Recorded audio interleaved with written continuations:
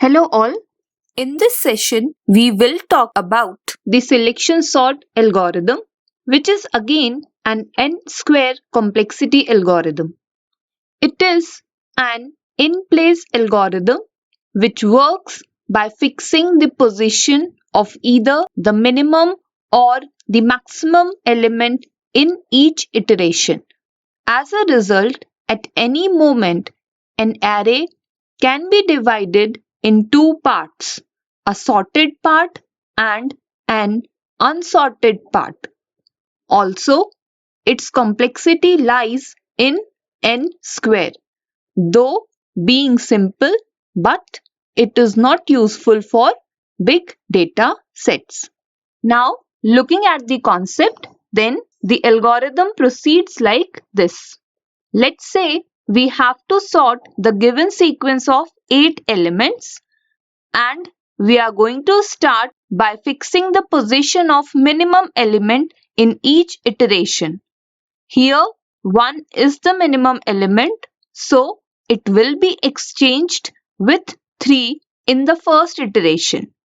Next minimum is 2, so it gets exchanged with 6.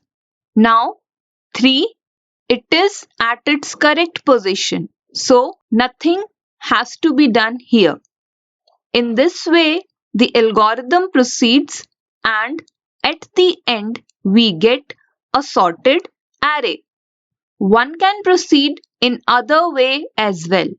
For example, here we are now going to fix the position of the maximum element instead of the minimum element.